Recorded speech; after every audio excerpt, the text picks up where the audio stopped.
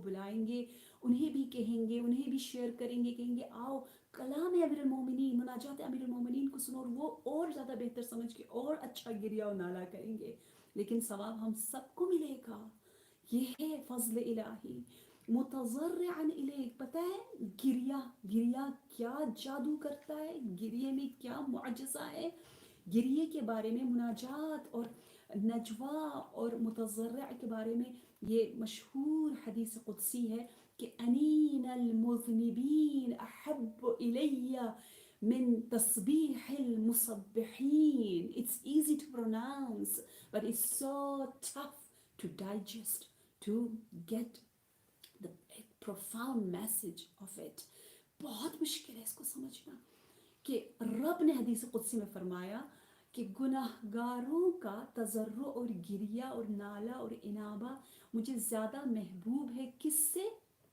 تسبیح کرنے والوں کی, مسبحین کی تسبیح سے. ہمیں پتہ ہے تسبیح کا کتنا اجر ہے, اللہ اکبر. ہمیشہ کمپیر ایسی چیز سے کیا جاتا ہے جو ہمارے لیے بالکل ناقابل ہضم ہو, کہ تسبیح, یا خدا پوری نماز تسبیح ہے, تسبیح مسبحات سبع قرآن کو دیکھیں تسبیح. لیکن کہا رب کو تمہاری یہ آواز, یہ بکا, یہ گریہ, یہ سرگوشی, یہ مناجات, یہ عاشقانہ زمزمہ کرنا بہت زیادہ پسند ہے. تو دوسری کوالٹی متضرع ہونا ہے. ایک آپ کا قطرہ اشک کا خوف الہی میں آپ کے دل کو سکون دیتا ہے, آپ کے غم کو دور کرتا ہے. یہ روایات میں ہے آپ دنیا میں بھی خندہ اور آخرت میں بھی مسرور, متبسم, ضاحک محشور ہوں گے. اتنا اعجاز کرتا ہے خوف و محبت و خشیت الہی میں گریا. متضرعا الیک. نمبر 3 راجیا لما لدیک. راجیا یعنی اللہ کی توجہ کو جذب کرنے کا سب سے مضبوط ٹول, میڈیم, کہ I'm full of hope, مجھ سے زیادہ ہوپ کس کے پاس ہے, میں امید ہی امید ہی امید, مجھے پورا پورا یقین ہے. اور یہ امید معجزہ کرتا ہے, یہ اللہ کو بہت پسند ہے. مستقیم یعنی بہت تواضع ہو, اس کا اظہار گریے سے ہو, نمبر 2. اور نمبر 3 دین فل آف ہوپ, بہت زیادہ امید ہونا. پھر آگے فرما رہے ہیں ہم, امام علی علیہ السلام ہمیں یہ سکھا رہے ہیں کہ راجیا لما لدیک ثوابی, میں بالکل صحیح جگہ آیا ہوں, میں نے اپنا کام کر لیا, اے رب اب تو نے تیرا کام کرنا, میرا کام یہ تھا کہ میں اس درگاہ میں آؤں. اس ثواب کو پتہ ہے اس کا روٹ ورڈ کیا ہے؟ ثواب یعنی رجوع, یعنی عود, عید کی طرح ہم کہتے ہیں نا جس دن انسان گناہ نہ کرے وہ عید کا دن ہے. یعنی جس دن آپ پلٹ جاتے ہو, آپ کو آپ کے اعمال کا جو نتیجہ ملتا ہے, ہم اس معنی میں لیتے ہیں ریوارڈ کی, لیکن اس کا اور تھوڑا پروفاؤنڈ میننگ یہ ہے کہ آپ اپنے آپ سے مل جاتے ہو, یعنی اپنے رب سے, یعنی خدا کی خوشی اور خدا تک پہنچنا ثواب ہے. اور پھر ہے وَتَعْلَمُ مَا فِي نَفْسِي وَتَخْبُرُ حَاجَتِي وَتَعْرِفُ ضَمِيرِي وَلَا يَخْفَى عَلَيْكَ أَمْرُ مُنْقَلَبِ مَمْأَثْوَائِ. یہ پورشن بھی بہت عجیب پورشن ہے کہ جس میں ہمارا سوال یہ تھا کہ جب سب کچھ اللہ کو پتہ ہے تو پھر ہم کیوں مانگے؟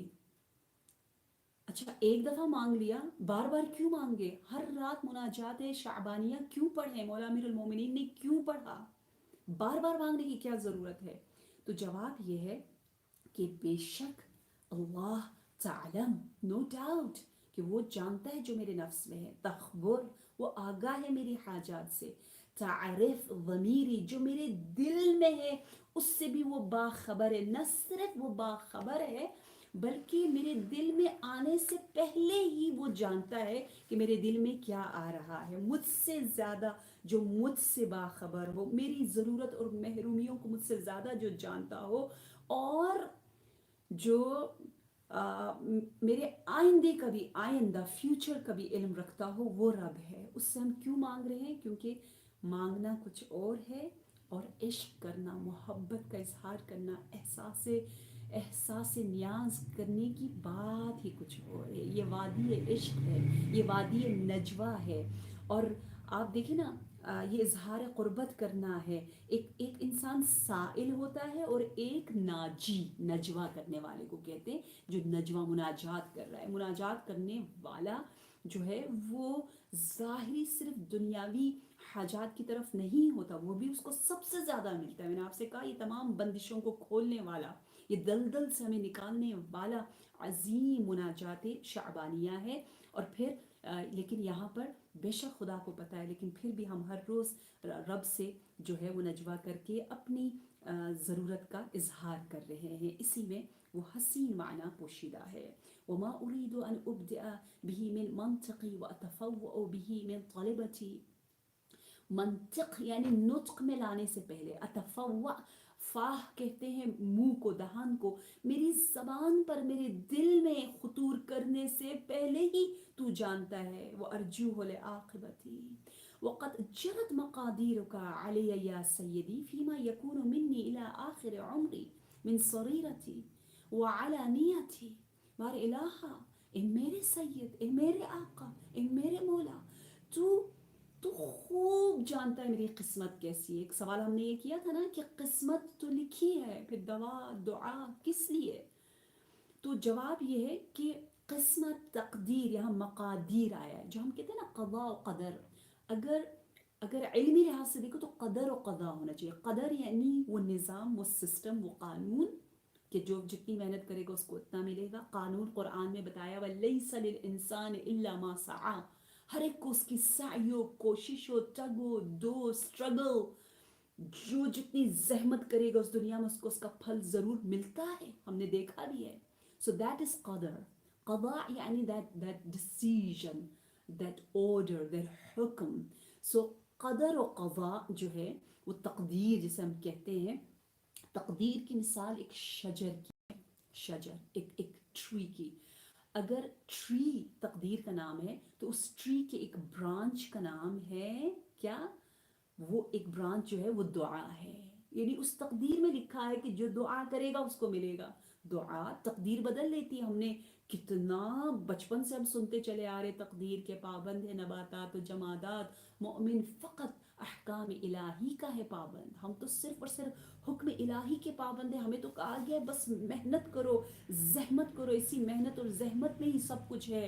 جیسے میرے استاد آیت اللہ محسنی یہ شعر علامہ اقبال کا بہت کثرت سے پڑھتے ہیں. I just love it.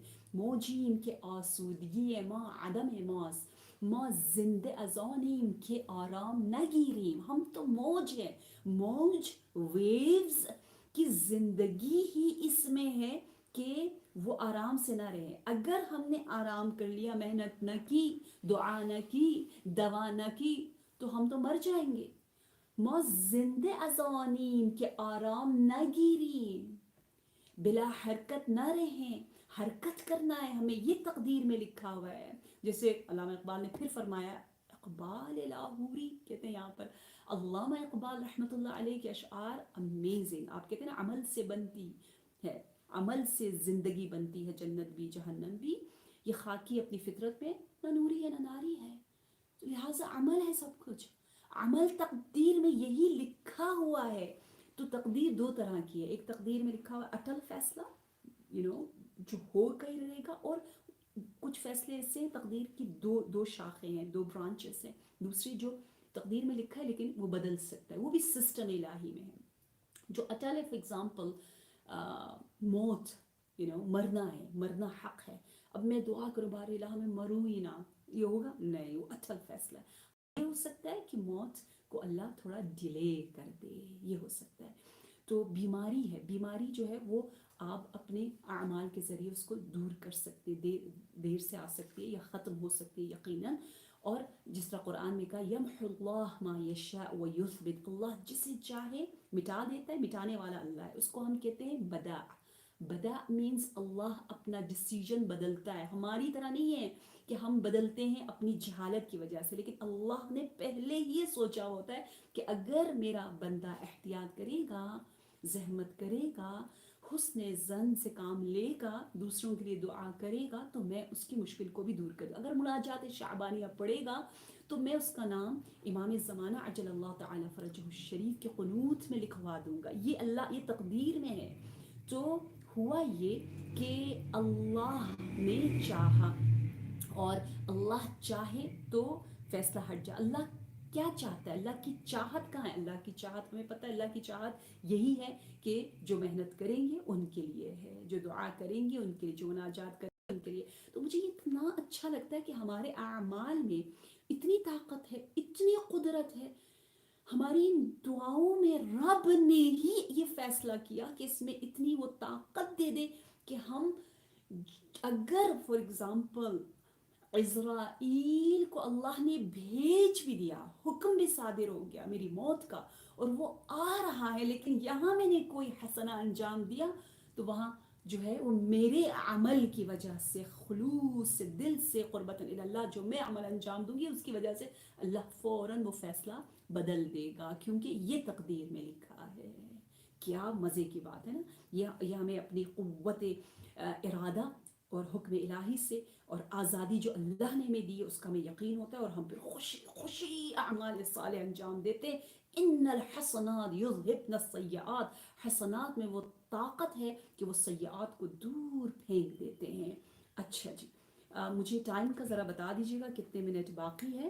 اب ہم چلتے ہیں آگے. اس میں میرے پاس 7 منٹس مجھے بتایا جا رہا ہے باقی ہے. وعلانيتي بيدك لا بيد غيرك زيادتي ونقصي ونفعي وضري. جو میرے نقص جو زیادہ ہے وہ دونوں کے دونوں تیرے ہاتھ میں ہے، میرا نفع و ضرر سب رب ذوالجلال کے ہاتھ میں. الہی، اب یہ الہی کا ایک چلہ مینس 40 ڈیز جو ہے نا، more than 40 ٹائمز یہاں الہی آیا ہے، اور یہ اسی قربت کا اظہار کر. الہی ان حرمتنی فمن ذا الذی یرزقنی وان خذلتنی فمن ذا الذی ینصرنی. الہی میری جان، یعنی میری زندگی، الہی یعنی میں خود، میری حیات. الہی کتنا مزہ آتا ہے کہتے ہوئے الہی، اگر تو نے محروم کر دیا تو کیا انبیاء ملائکہ مجھے کچھ دیں گے؟ ہرگز نہیں. اگر تو نے نظر رحمت ہٹا دی تو مجھ سے زیادہ ڈپرائیو، محروم کوئی نہیں ہوگا. کون مجھے رزق دے گا؟ ایمان، علم، صحت، سکون، بالکل بھی نہیں. اور آپ جب یہ کہتے ہیں اللہ کو یہ آواز اتنی پسند ہے، آپ فرشتے جوق در جوق آپ کی جانب آ جاتے ہیں. خدا کے لیے یقین کیجیے ان مناجات میں وہ طاقت ہے، یہ حلال مشکلات ہے. اپنے تمام دوست احباب سے کہیں کہ ایسا نہ ہو کہ شعبان المعظم گزر جائے اور ہم نے اپنا ٹیسٹ نہ بدلاؤ، ہمارا مناجات کی لذت سے ہم محروم رہے ہوں. وَإِنْ خَذَلْتَنِي، خذل اور حرمتنی، خذلتنی، ان دونوں میں فرق یہ ہے. ایک دفعہ آپ کسی کو محروم کرتے ہو لیکن اس کی انسلٹ، تحقیر نہیں کرتے ہو، لیکن ایک مرتبہ آپ اس کو محروم بھی کرتے ہو اور اس کو توہین بھی اس کی ہو رہی ہوتی. خذلتنی میں توہین بھی ہے، حرمتنی صرف محرومیت ہے. الہی اعوذ بک من غضبک وحلول سخطک. بار الہ تیرے غضب سے اور سخط سے، دونوں سے پناہ مانگتے ہو. غضب یعنی صرف غصہ، لیکن سخط یعنی وہ غصہ جس میں نفرت بھی ہے. بار الہ ایسا نہ ہو کہ میرے اعمال اتنے برے ہو کہ تو رخ موڑ لے. الہی ان کنت غیر مستاہل لرحمتک، میں اپنے اعمال کی وجہ سے ناپاک ہوں، تیری رحمت کی اہل نہیں ہوں، لیکن فأنت اہل ان تجود علی بفضل سعتک، تو اہل ہے نا، تو اپنے آپ کو دیکھ، مجھے نہ دیکھ. الہی کانی بنفسی واقفۃ بین یدیک. I just love it. آج کل جو کہتے ہیں نا امیجنیشن، just imagine کہ آپ ایسی ہستی کے سامنے کھڑے ہو.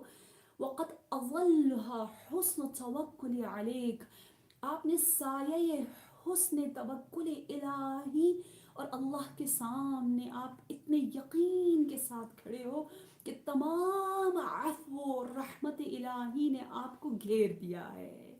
فقلت ما انت اہلہ وتغمدتنی تغمد یعنی آپ پر نچھاور کر دیا ہے اپنی رحمت کو. اتنا یقین حاصل کرے، پورا امیجن کریں آپ رحمت الہی میں غوطہ ور ہیں اس مناجات کی وجہ سے. ذرا تصور کریں کہ میرے مولا امیر المؤمنین علیہ السلام، میرے آقا امام حسن مجتبیٰ، میرے آقا امام حسین سید الشہداء، یہ مناجات سجادی ہے، یہ مناجات الرضوی ہے، یہ مناجات مہدوی ہے، یہ تمام اولاد امام علی کی مناجات ہے۔ ذرا تصور کریں کس عشق کے ساتھ ان مناجات کو اللہ کے سامنے پڑھا کرتے تھے۔ انشاءاللہ اس کی ایک جھلک ہمارے اندر آ جائے۔ روایات میں ہے اگر آپ اس طرح سے تضرع گریہ و محبت کے ساتھ، بے شک آپ کا دل نہ بھی چاہ رہا ہو، آپ پڑھو گے تو آہستہ آہستہ آپ کا ٹیسٹ بدل جائے گا، آہستہ آہستہ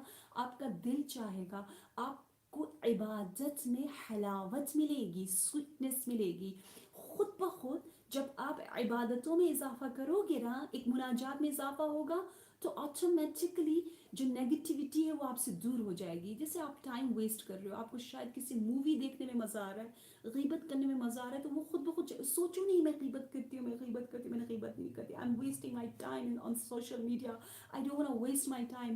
اتنا وہاں فوکس نہ ہو، آپ اس کو چھوڑ دو، ادھر مناجات کو لے لو۔ اس کی طاقت ایسی ہے کہ خود بخود آپ کا ایسا مزہ بدل جائے گا کہ آپ کہیں گے ابھی آپ فوراً اس مناجات کو پڑھنے کے بعد آپ کھولیں سوشل میڈیا میں بیہودہ عمل کو، آپ دیکھیں گے سو cheap, it doesn't suit me to spend my life wow میری زندگی بہت قیمت والی ہے چھوٹے چھوٹے کاموں کے ساتھ، نہیں میں نے یہ کام نہیں کرنا، اور آپ خوشی سے جو ہے وہ خود بخود عبادات کی طرف جائیں گی اور اپنی خدمت کریں گی اور اپنے آپ کو سکون دیں گی۔